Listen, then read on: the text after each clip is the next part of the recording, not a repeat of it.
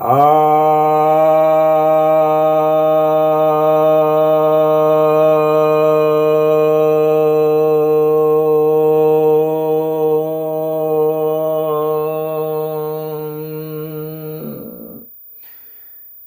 भक्तजनों को सप्रेम नमन।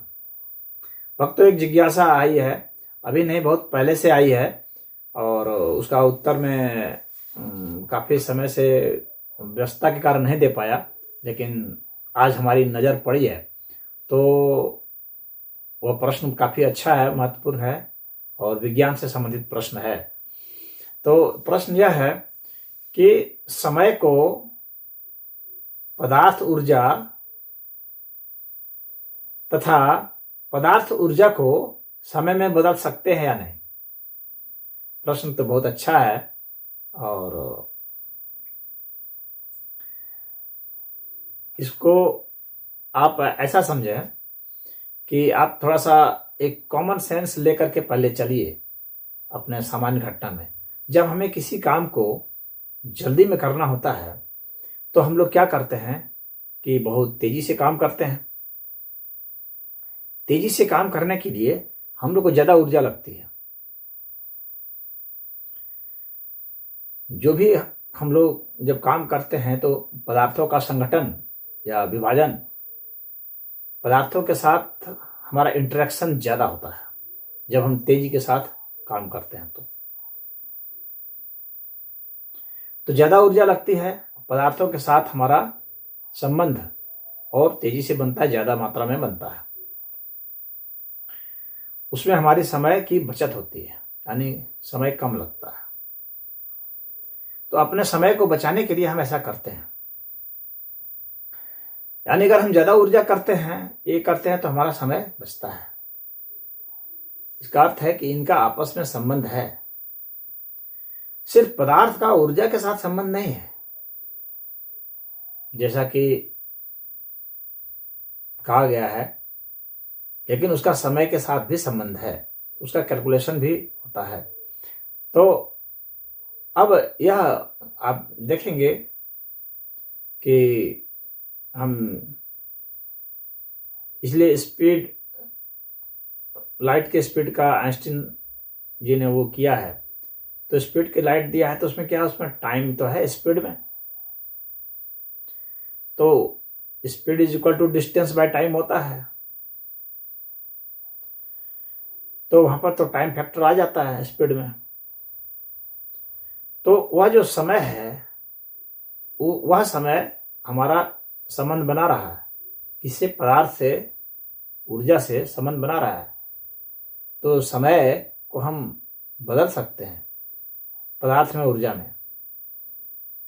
इसका अर्थ है यदि हमारे पास समय है तो हम पदार्थ और ऊर्जा को बदल सकते हैं, ला सकते हैं।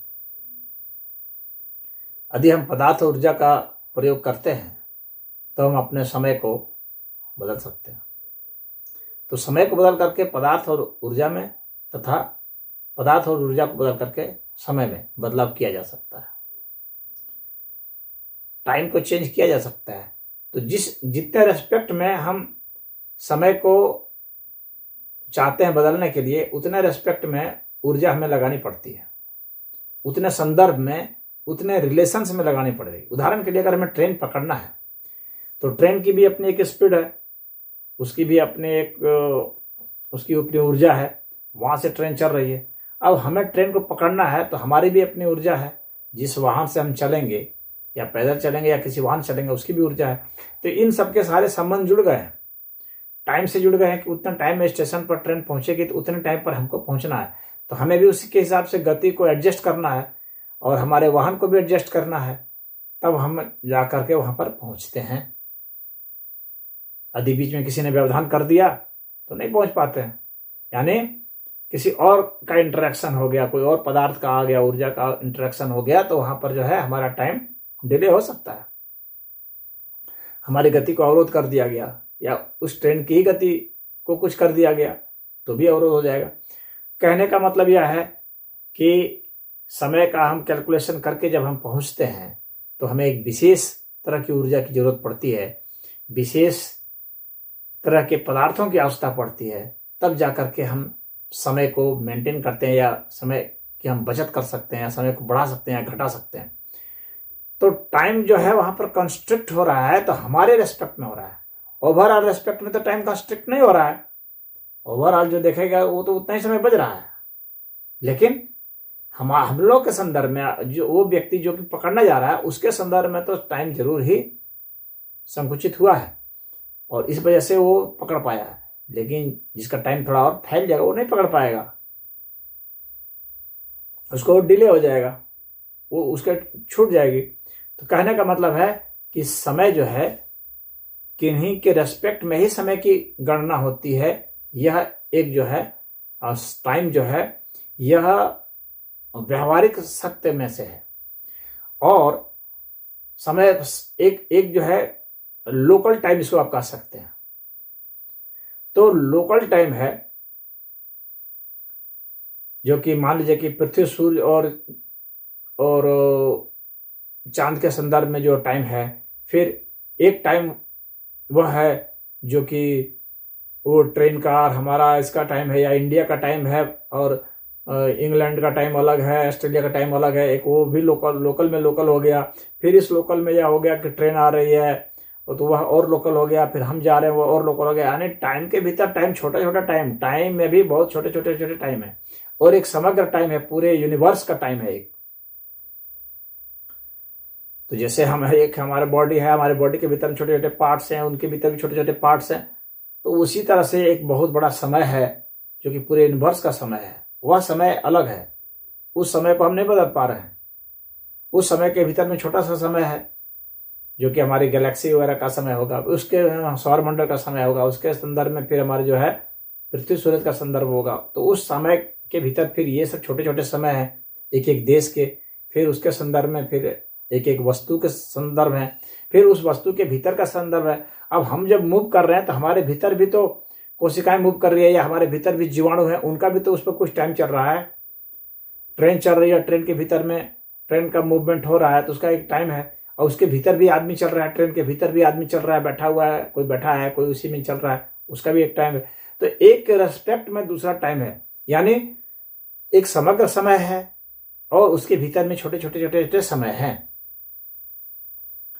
तो वह जो समग्र समय है वह तो इन छोटे छोटे सब समय को प्रभावित करता रहता है, और ये छोटे छोटे सब समय जो हैं उसको बहुत हल्के से ही उसका जो प्रभाव बहुत नगण्य होगा, लेकिन बहुत नगण्य होगा, उसको हम मेजरमेंट में नहीं ला सकते। और वह जो बड़ा समय है जो पूरे यूनिवर्स का है, उसके बाद और समय होगा और बड़ा, जो कि सबसे बड़े मतलब कई यूनिवर्स मल्टीवर्सेस का होगा। फिर इनफाइनाइट वर्सेस हैं, अनंत ब्रह्मांड है, शास्त्र में बताया गया है, सनातन धर्म के शास्त्र में अनंत ब्रह्मांड है। तो इन अनंत ब्रह्मांड का जो समय होगा उसी को काल तत्व कहा गया है। तो जो काल तत्व है, काल तत्व की प्रेरणा से सब कुछ होता है। सनातन धर्म के शास्त्र बताते हैं काल तत्व की प्रेरणा सब कुछ होता है। और जब वहां पर उस काल तत्व की बात कर रहे हैं तो उस समग्र काल तत्व की बात कर रहे हैं जो अनंत अस्तित्व का काल तत्व है। उसकी प्रेरणा से सब कुछ होता है, और उसका जो नियम है उसको कोई बीट नहीं कर सकता, उसका कोई अतिक्रमण नहीं कर सकता। तो हम यहाँ जो छोटे छोटे समय की जो बात करते हैं, जो लोकल टाइम की बात करते हैं, तो हम हमारे भीतर में जो भी चेतना पैदा होती है, जो संकल्प उत्पन्न होता है कि हम उस चीज को कर लें, तो यह भी उसी की उस जो समग्र काल तत्व है जिसको कहते हैं काल तत्व, उसकी प्रेरणा से यह हमारे में समय का बोध हुआ है कि हम जाकर के ट्रेन को पकड़ेंगे, ऐसा हमारे में बोध हुआ है। हम उसकी प्रेरणा का अतिक्रमण करके नहीं कर पाएंगे, यह बात समझ आने की है। यानी यह जो हमारा जो लोकल टाइम होगा, छोटे छोटे का जो सूक्ष्म समय होगा, यह सूक्ष्म समय उस विराट समय का अतिक्रमण करके नहीं है, उसके अंतर्गत ही है, उसके अंतर्गत ही है इसके प्रभाव, और यह उसका ही एक पार्ट है, समझ सकते हैं, सूक्ष्म अंश है उसका। तो वह जो बड़ा जो समग्र काल तत्व है, उस काल तत्व की प्रेरणा से सारे पदार्थ उत्पन्न होते हैं, ऊर्जा उत्पन्न होती है, और इस ऊर्जा और पदार्थ से समय भी उत्पन्न होता है। अन्य उत्पन्न का मतलब रूपांतरित होता है। कहने मतलब पदार्थ भी उत्पन्न वास्तव में नहीं होते हैं, वे भी रूपांतरित ही होते हैं, लेकिन उत्पन्न की भाषा मैंने थोड़ा बोल दिया।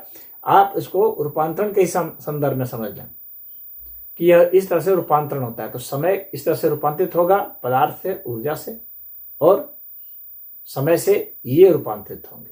तो ये इंटर कन्वर्टेबल है।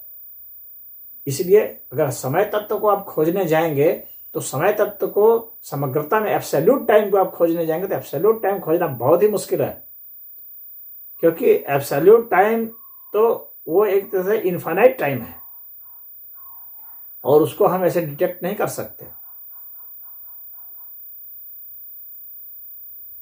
उसी तरह से अगर हम एब्सोल्यूट एंटिटी खोजने जाएं, तत्व खोजने जाएं, तो उसको भी हम नहीं खोजते। किसी एक पदार्थ को हम देख सकते हैं, किसी एक वस्तु को देख सकते हैं, लेकिन अगर उसका एब्सोल्यूट वस्तु देखने जाएंगे तो वो हम नहीं देख सकते, क्योंकि वह इनफाइनाइट होगा। उसी को तो, और ये सारे मिल करके इसी को तो परमात्मा कहा जाता है। ये सारे मिलकर इनकी पूरी समग्रता में यही परमात्मा होते हैं, जिसमें कि समय भी है, पदार्थ भी है, ऊर्जा भी है, इसके साथ चेतना भी है, इसके साथ आनंद भी है, इसमें जो भाव हैं वे भी सब शामिल हैं। तो इस तरह से हम रूपांतरित कर सकते हैं। और जितना ज़्यादा हम टाइम कॉन्शियस हो जाते हैं, यानी समय से जब हम संघर्ष करते हैं, तो आप देखते हैं हम पदार्थों का, ऊर्जा का ज़्यादा उत्सर्जन करते हैं। इससे क्या होता है, तनाव हमारे में ज़्यादा बढ़ जाता है। यानी जब समय संकुचित होने लगेगा, घटने लगेगा, तो तनाव बढ़ने लगेगा। अगर आपको तनाव घटाना है तो समय को आपको फैलाना पड़ेगा। तो इसका रिलेशन इस तरह से है। तो साधु संतों ने, ऋषि महर्षियों ने इसका संबंध समझ लिया कि अगर हमें तनाव मुक्त होना है तो हमें टाइम को फैलाना पड़ेगा, और समय को जब संकुचित करेंगे तो तनाव बढ़ता जाएगा। तो अगर आध्यात्मिक आपको होना है तो टाइम को फैलाना पड़ता है, समग्रता में जाना पड़ेगा, दूर काल तत्व तक जाना पड़ेगा। तो अपने को विस्तार देना पड़ेगा। अगर आपने अपने को संकुचित करना शुरू किया तो आप में तनाव उत्पन्न होना शुरू हो जाएगा, आप दुखी होने शुरू हो जाएंगे। वही दुखी होता है जो बार बार घड़ी देखता है, जो समय के बंधन में अपने को बांधा हुआ है, वही व्यक्ति दुखी है। इतने बजे यहां पहुंचना है, इतने बजे यहां पहुंचना है, इतने बजे यहां पहुंचना।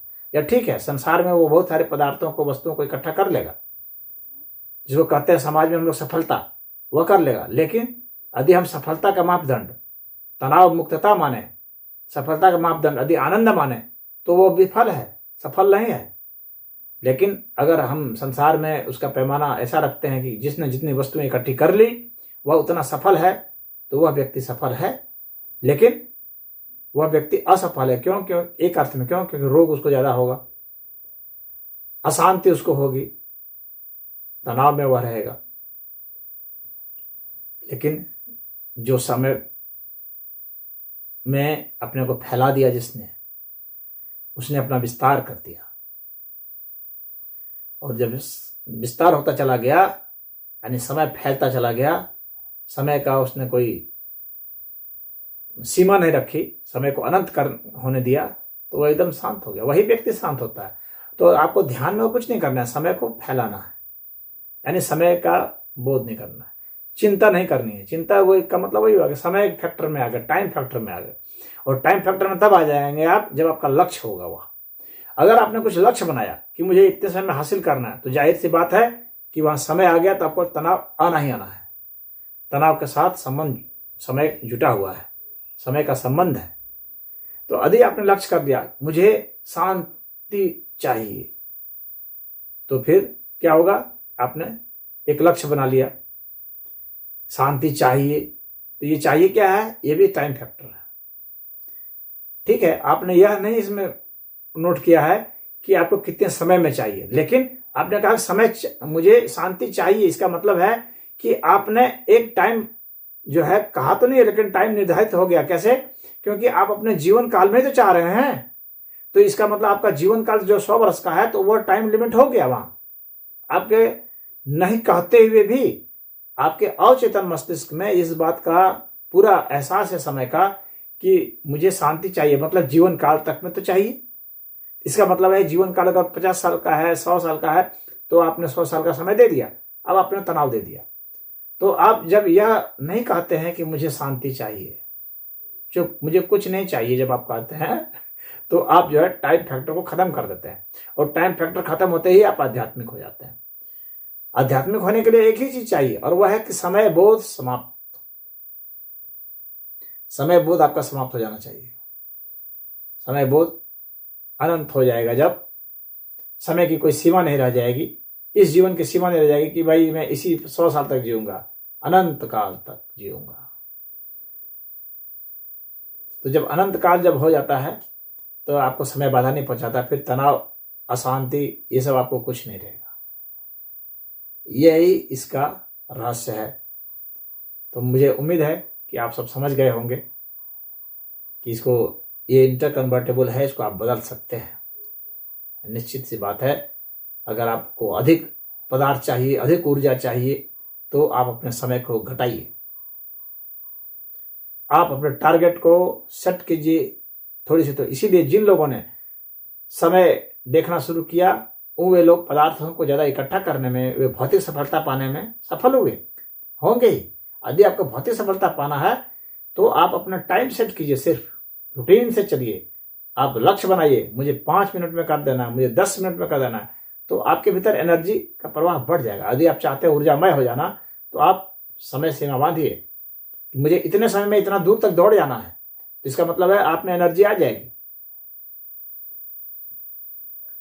तो आपको अपने में एनर्जी उत्पन्न करना है, अधिक से अधिक ऊर्जा उत्पन्न करनी है, अधिक से अधिक सफलता चाहिए, अधिक से अधिक धन चाहिए, अधिक से अधिक जन चाहिए, तो आप समय सीमा निर्धारित कीजिए कि इतने समय में मुझे ये कर लेना है। तो उसके लिए आप रात दिन बेचैन होकर के दौड़े।